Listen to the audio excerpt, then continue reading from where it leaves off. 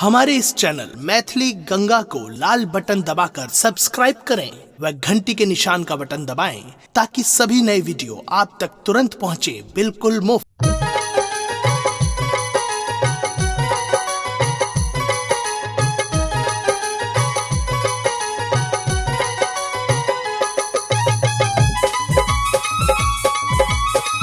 अपने सुन रहल छी गंगा कैसेट के प्रस्तुति।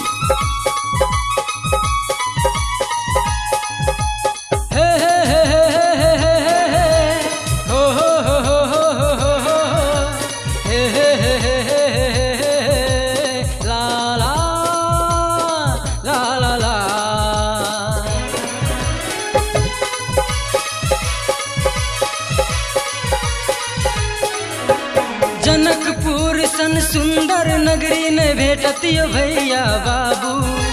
जनकपुर सन पावन धरती ने भेटतियो भैया बाबू। कि सब कोई झूम के नाचू, कि सब कोई झूम के गाओ, कि सब कोई झूम के नाचू, कि सब कोई झूम के गाओ।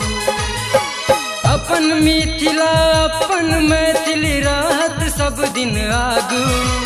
अपन मिथिला अपन मैथिली रहत सब दिन आगू। कि सब कोई झूम के नाचू, कि सब कोई झूम के गाओ, कि सब कोई झूम के नाचू, नाचू, कि सब कोई झूम के गाओ, गाओ।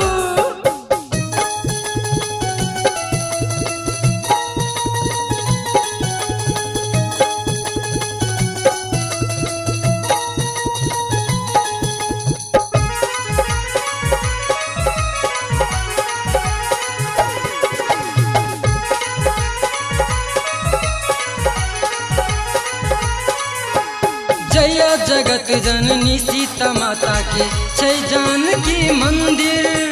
प्रेम भाव से पूजे सब कोई, सब रात और सब दिन। जय जगत जननी सीता माता के छै जानकी मंदिर। प्रेम भाव से पूजे सब कोई, सब रात और सब दिन। जय विवाह पंचमीक अवसर में आवे बहुत भक्त संत और साधु। जय विवाह पंचमीक अवसर में आवे बहुत भक्त संत और साधु। कि सब कोई झूम के नाचू, कि सब कोई झूम के गाओ, कि सब कोई झूम के नाचू, कि सब कोई झूम के गाओ।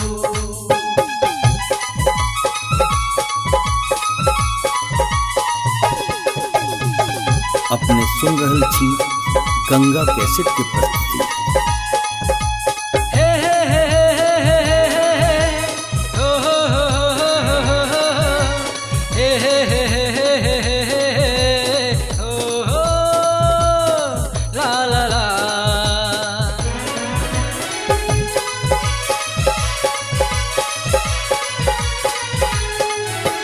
महाकवि विद्यापति और उगना जे छला बड़का विद्वान। मैथिली और मिथिला में बढ़लक ओ एकटा शान। महाकवि विद्यापति और उगना जे छला बड़का विद्वान।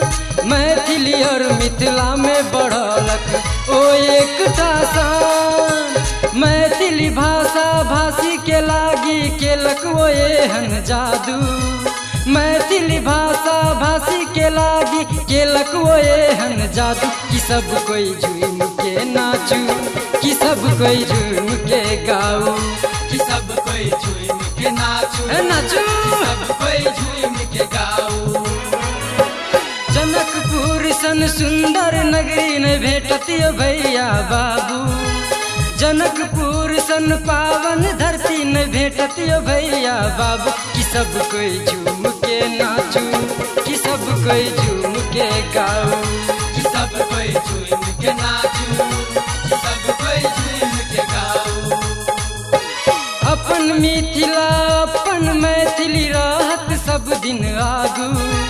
अपन मिथिला अपन मैथिली रहत सब दिन आगू। कि सब कोई झूम के नाचू, कि सब कोई झूम के गाओ, कि सब कोई झूम के नाचू नाचू सब कोई झूम